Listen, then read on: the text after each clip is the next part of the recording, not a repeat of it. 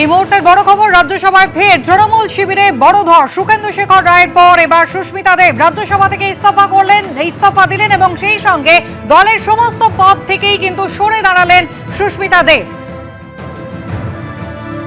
সুখেন্দু শেখর রায় মাত্র দুদিন আগেই তিনি রাজ্যসভার পদ থেকে ইস্তফা দিয়েছেন। আপনারা জানেন সোমবার ইস্তফা দেওয়ার পর কিন্তু যে বৈঠক হয়েছে তৃণমূলের সংসদীয় দলের, সেখানে তিনি উপস্থিত ছিলেন। আর মাত্র 48 ঘন্টার মাথায় রাজ্যসভার আরেক তৃণমূল সাংসদ সুস্মিতা দেব পদ থেকে সরে দাঁড়ালেন। তিনি রাজ্যসভার পদ থেকে যেমন ইস্তফা দিলেন, দলীয় সমস্ত পদ থেকেই কিন্তু পদত্যাগ করেছেন অসমের তৃণমূল নেত্রী। আমাদের দুই প্রতিনিধি সরাসরি আমাদের সঙ্গে, কৃষ্ণেন্দু অধিকারী এবং বিজেন্দ্র সিংহ। আমি প্রথমেই বিজেন্দ্রর কাছে চলে যাব। বিজেন্দ্র, এই মুহূর্তে কি খবর?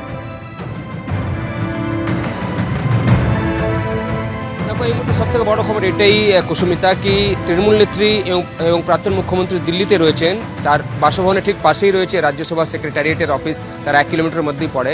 এবং সেখানে আমরা দেখলাম সোমবার গেছিলেন সুখেন্দু শেখর রায়। তিনি তার পদত্যাগপত্র জমা দিয়ে এসেছিলেন উপরাষ্ট্রপতি এবং রাজ্যসভার চেয়ারম্যানের কাছে। তারপর আজকে কিছুক্ষণ আগে সুস্মিতা দেব, তিনিও টিএমসির এমপি, তিনি গেছিলেন ডেপুটি চেয়ারম্যানের অফিসে এবং সেখানে তিনি তার পদত্যাগপত্র জমা দিয়ে এসেছেন। তার সঙ্গে সঙ্গে তিনি টিএমসির সব পদ থেকে পদত্যাগ করেছেন, যেভাবে আমরা দেখেছিলাম সুখেন্দু শেখর রায়ও করেছিলেন। দলের সব পদ থেকে তিনি পদত্যাগ করেছিলেন, তারা এই দলের সদস্য নন। তবে দুটো বড় বড় উইকেট ডাউন হয়ে গেল টিএমসির, যারা ইঙ্গিত আমরা পাচ্ছিলাম আগে থেকেই। সুখেন্দু শেখর রাও বলেছিলেন কি আরও কয়েকজন রাজ্যসভা থেকে পদত্যাগ করবেন।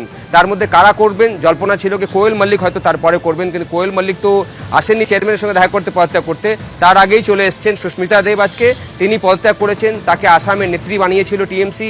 আসামে যে টিএমসি এগোবে, সেখানে তারা একটা বড় সংগঠন মজবুত করবেন, তাকে নেত্রী করা হয়েছিল। কিন্তু তিনি পদত্যাগ করে দিয়েছেন টিএমসি থেকে। এই ফলাফল আসার পর কয়েকদিন আগে অবধি আমরা দেখেছিলাম তিনি বলছিলেন কি তিনি টিএমসিতে থাকবেন এবং এই সময়ে তিনি টিএমসি ছাড়বেন না। কিন্তু যা আজকের খবর সেটা হলো সুস্মিতা দেব আর নন রাজ্যসভার মেম্বার, তিনি পদত্যাগ করেছেন।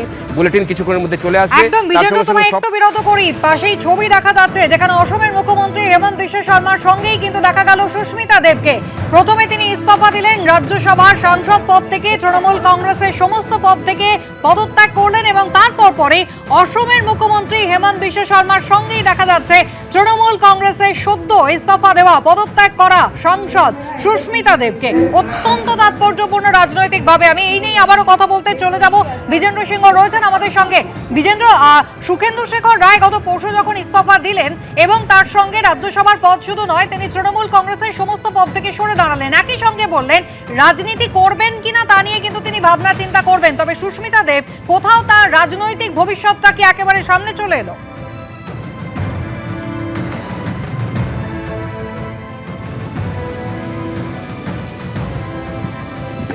আসামে বিজেপির শিবিরেই হয়তো যাচ্ছেন, তবে সময়ের অপেক্ষা। শোনা যাচ্ছে বিজেন্দ্র বল।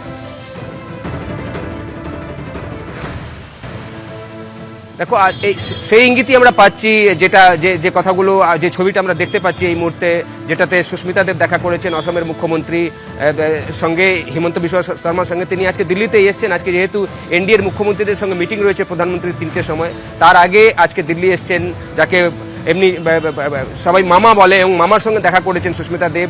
মনে করা হচ্ছে কি আসামেই বিজেপির থেকে কোনো তিনি ভূমিকা পেতে পারেন আগামী দিনে। কিন্তু আজকে তিনি পদত্যাগ করেছেন এবং কিছুক্ষণের মধ্যেই তার যে পদত্যাগপত্র গৃহীত হয়েছে সেই বুলেটিন রাজ্যসভা সেক্রেটারিয়েট থেকে দেওয়া হবে, যেটা আমাদেরকে জানানো হয়েছে।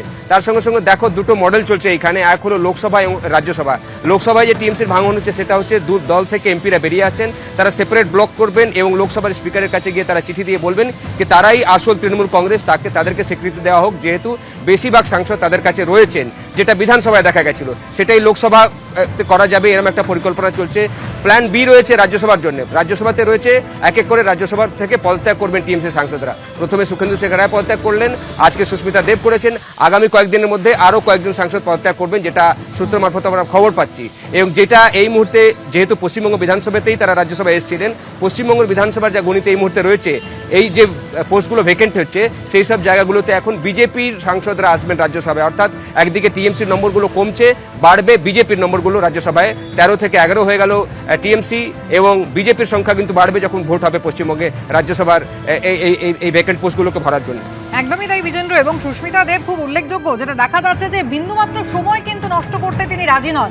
সবেমাত্র নিজের ইস্তফা পত্র তিনি দিয়েছেন রাজ্যসভার চেয়ারম্যানের কাছে, এবং যেমনটা আমাদের প্রতিনিধি জানালেন যে রাজ্যসভা সেক্রেটারিয়েটের পক্ষ থেকে কিছুক্ষণের মধ্যে একেবারে তারা অফিসিয়ালি জানাবেন সুস্মিতা দেবের এই পদত্যাগ সম্পর্কে। যদিও নিজের রেজিগনেশনটা দাখিল করার সঙ্গে সঙ্গে কিন্তু সুস্মিতা দেবকে দেখা গেল অসমের মুখ্যমন্ত্রী হেমন্ত বিশ্ব শর্মার সঙ্গে, অর্থাৎ রাজনৈতিক ভবিষ্যতের ছবিটা কিন্তু একেবারে স্পষ্ট করে দিলেন এতদিন তৃণমূল কংগ্রেসের রাজ্যসভার সাংসদ পদে থাকা সুস্মিতা দেব।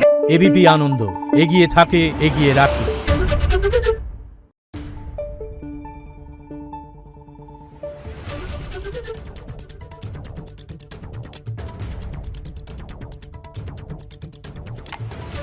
Thank you.